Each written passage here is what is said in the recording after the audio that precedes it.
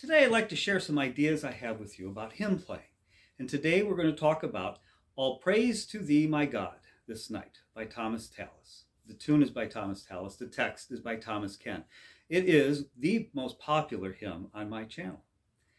So we're going to go over some ideas that I look at when I'm playing a hymn, whether it is for my own enjoyment or when I'm accompanying a congregation. The first thing we look at is the meter of the text, and finding and looking at where the emphasis, the metrical emphasis, is in. And in this case, it's in common time. So the meter for common time is strong, weak, moderately strong, weak. First beat of each measure gets an emphasis, metrically speaking. And we'll also pay attention to the harmonic movement within the text, within the music. So starting at the beginning, by the second chord, we've got a dissonance here, which is really the G is suspended from the preceding measure, which gets resolved here. So on this chord here, it is the first downbeat in the music. It is also the first dissonant harmony. So all praise. So that would be a strong, important chord right there, which then gets resolved here. And again, we have a dissonant harmony, gets resolved here and finally resolved there. So we're looking for points of dissonance where there's a little bit of dissonance that gets resolved, and also points in the music where, and especially if it occurs on a downbeat, it should be played a little stronger. So emphasis there, resolution, dissonance there, resolution, no dissonance. It's the first time we've had that harmony, so it's interesting, and there's our dissonance, which gets resolved here. So the dissonance is shifted over one beat.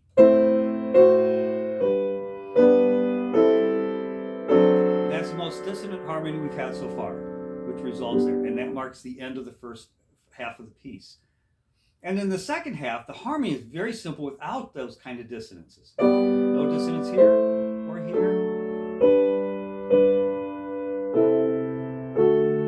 There's no intervallic dissonances going on here. Everything is no suspensions, no dominant sevenths, even on the penultimate chord.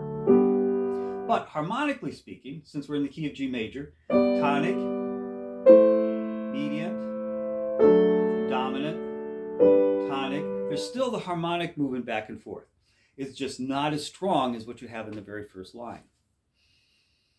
All right, so when you're accompanying a congregation, we have to allow people to breathe. And too often I hear people just blasting right through an entire hymn and hoping people can keep up and breathe. I will play a hymn like this.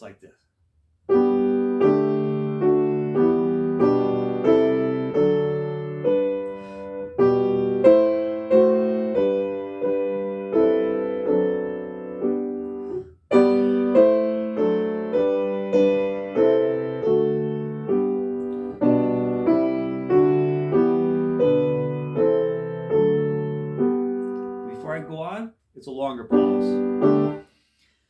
Hymns are pieces of music and should be treated as such, not just played mechanically all the way through. And they should be sung, and you should teach your congregation to sing it as such, meaning there's a sense of emphasis and de-emphasis in the music, and important notes and important words. They need to pay attention to what's going on. Now, sometimes when you're accompanying a congregation, you need to bring out a little more sound than what would you get if you played a straight four-part harmony. And the first place you ought to look is in the bass. Doubling the bass will add a lot of thickness to the sound, even without adding a lot of different notes.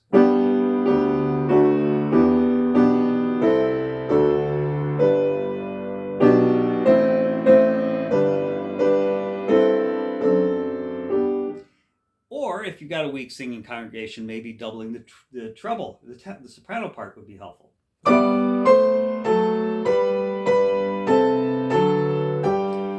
Is that often will thin out the texture a little bit unless you work some of the missing alto notes into your texture.